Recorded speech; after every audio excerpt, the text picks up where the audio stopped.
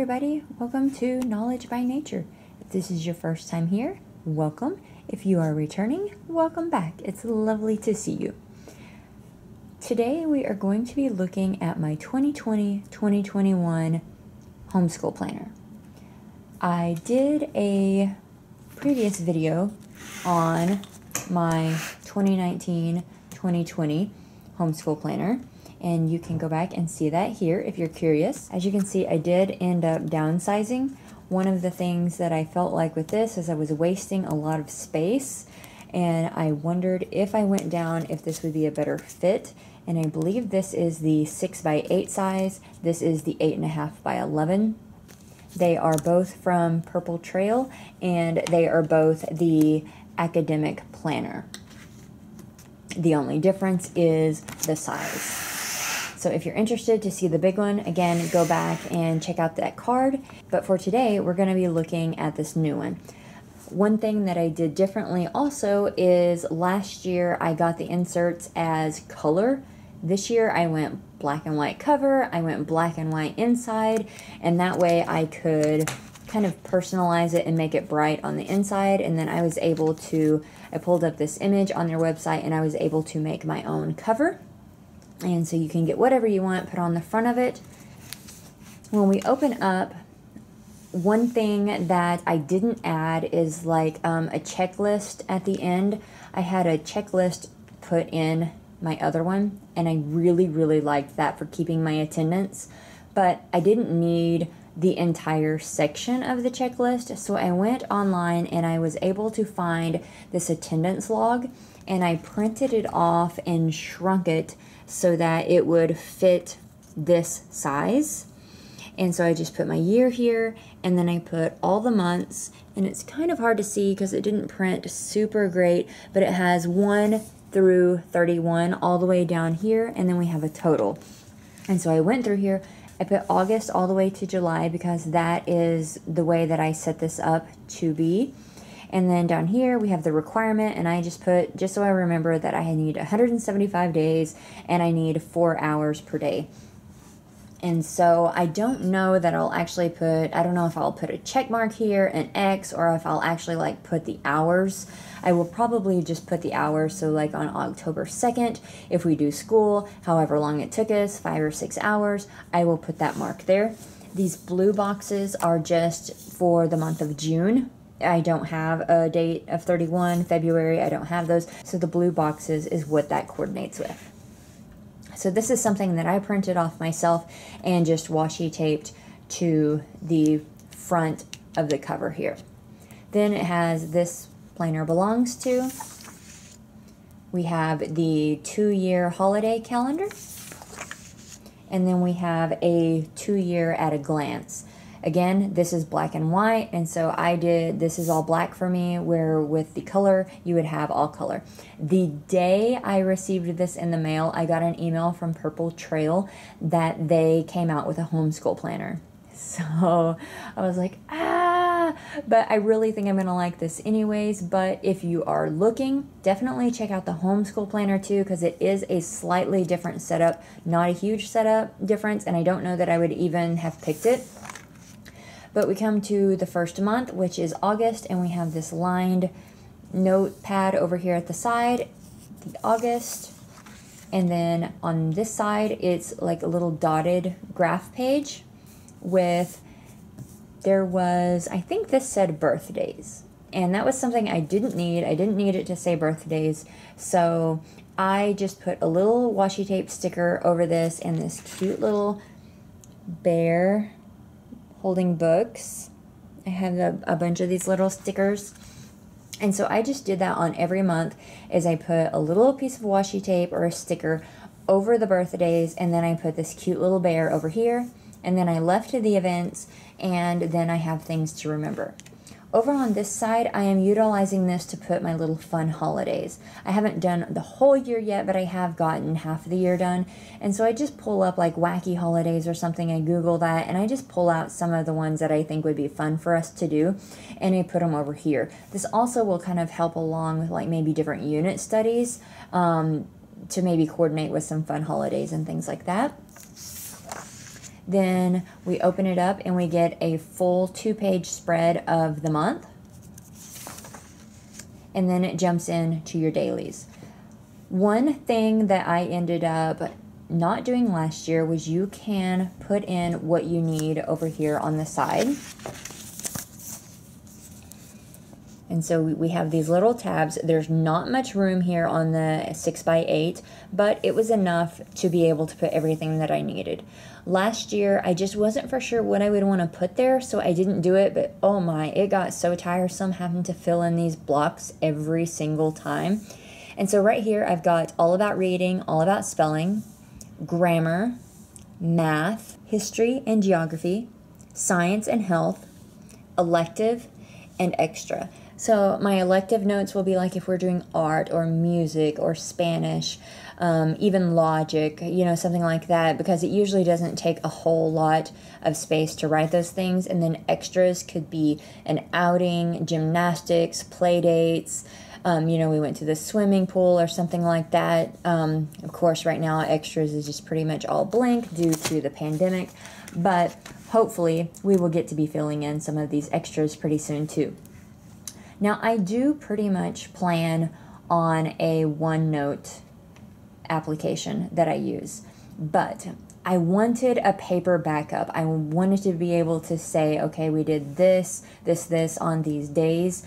Just in case something happened and I couldn't access my application, I wanted to be able to have something that I could give them. Or, you know, just have both versions. You know, it could be that maybe something happens to this, but then I have the backup. So pretty much I wanted 2 forms for my homeschool planner. And this is just pretty much, I'm going to be like what lesson we did. And so I can do a more thorough flip through like after we've used it a little bit too. And you can check out my previous video where I did fill in quite a bit so you could see what I did.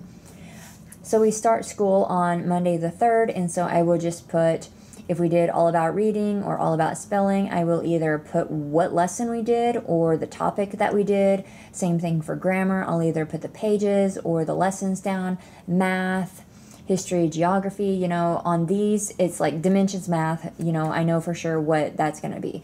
Grammar, I'm pretty sure what that'll be. All about reading, all about spelling, I know what these 3 books will be. But history, you know, we could be doing our story of the world. We could be doing a unit study, a sort of history lesson. Same thing with the geography. Science, you know, we've got exploring nature with children. We have the sassafras science. And so there's different things that I will be using. So I didn't want to just put one name on this because I wanted to be able to open it up of, let's say we did story of the world here, or I guess it would be we did story of the world here, or we did our workbook here, or we did a Tinker Active here, you know, that way I can just kind of split it up and put however I see fit for that week.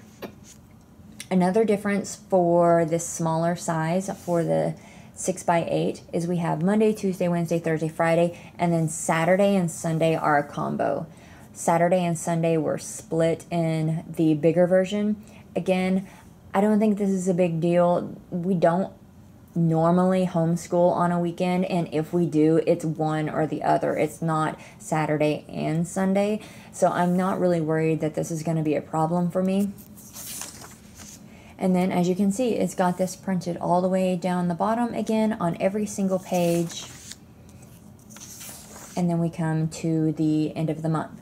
Again, we have a lot of blank space, but this blank space doesn't bother me as much on this smaller version. And I think it's because, one, it's not as much. You know, I'm not looking at a giant day. Let me show you. So here's an example on my big planner that I had last year where we stopped with just 2 days in the month, and then we have all of this space. I mean, this is so much space. I didn't like having all of this space, but I think I can get creative with this little space. Maybe I could like put in some little pictures of some activities that we did at the end of the month. I can add a little like sticky notes or little washi tapes and decorate this to be like, you know, something special that happened through the month. So since it's not so big, I think I will go ahead and utilize this small space and I won't waste it so much. Then we have The same format again of you have a lined notebook paper on this side. We have the tab for the month. The tabs are all black and white as well. And then I went through and I added all my little fun little holidays. I covered up my birthday sticker with my cute little book bear. We have events, things to remember. And then it follows the same format of we're going to have all my tabs on here that I put and the weeks go through. So you can just see, here's October. Right here, since it's October, I did go ahead and put a cute little like trick-or-treat girl on there because I'm sure that we'll have some sort of event, hopefully, in October.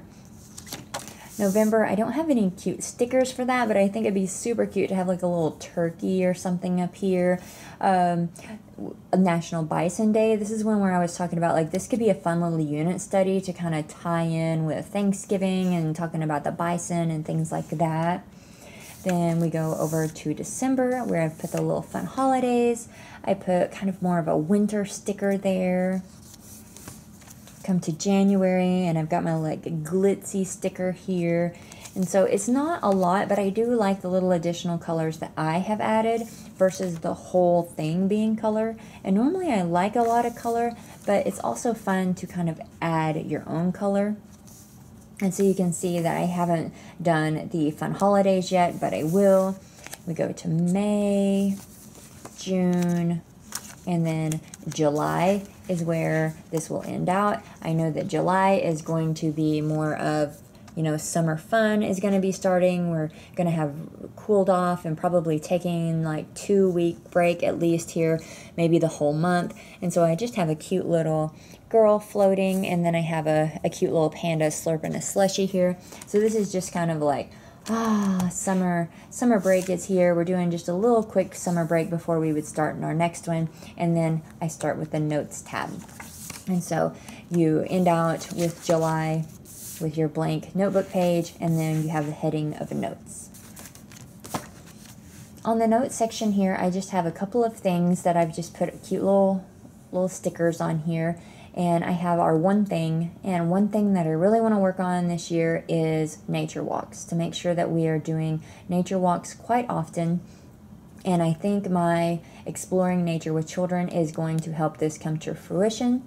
And then a poetry time, just a reminder that I want to do this monthly. I want to do some sort of poetry tea time every month. It doesn't have to be fancy or special, but I just want to do it, even if it's just a very simple, basic one where we don't cook anything extra. It's all store-bought, and we make, you know, just tea out of a jug or even water, but we just have that special time at least once a month.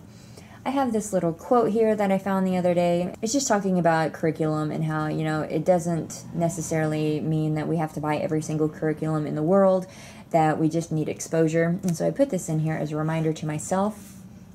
I am currently reading a book right now called The Call of the Wild and Free.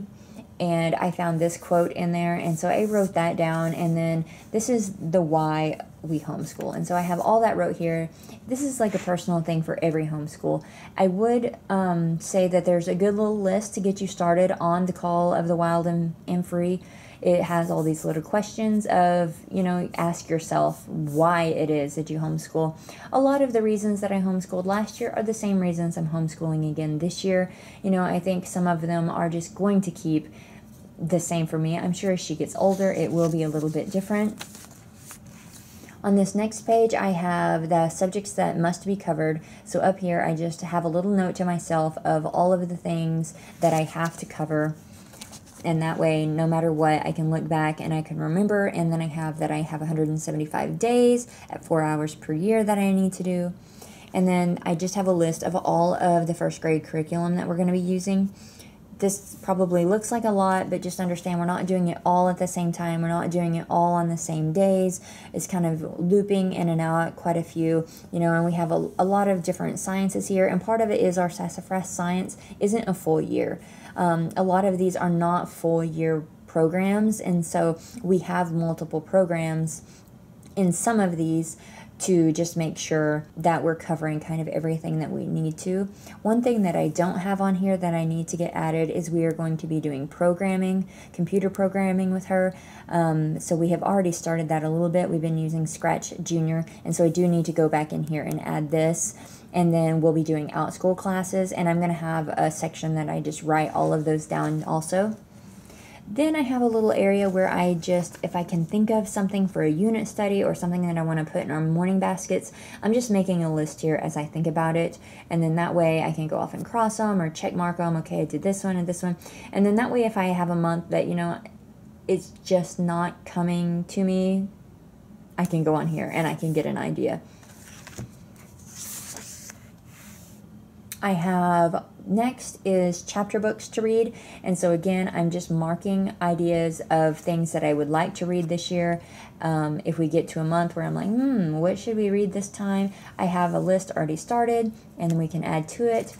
So here's the little list of things that I have already. The first ones here are kind of going in with, you know, there's a movie that kind of goes with it, and so we can watch the movie, and then others are just some fun little books that I found along the way that I think we might be interested in. And I went ahead and left this space blank because I have a feeling I will want to add more than just one page. Next, we have schedule ideas. So I have 4 days per week. We're going to do the core subjects of math, reading, and handwriting. And then our non-core subjects will rotate either daily or weekly. So science, history, geography, health, Spanish, those things will loop or rotate. And we'll cover each non-core once per week, or choose one subject for a week. And then most of the time she's going to get to choose this. So I have a little chart that has all of these things listed, and she can go over there and pull off what she feels like doing that day. So we have these cores that we always do, and then this is very flexible. It's open to what she's feeling like. So if she chooses to get the science every day for 2 weeks in a row, then we're going to do science for 2 weeks in a row, and then we can rotate when she's ready to do whatever. For the 5th day, we'll either game school, we'll hopefully maybe get to do some outings, we'll take the day off, or we can just save this for like online learning.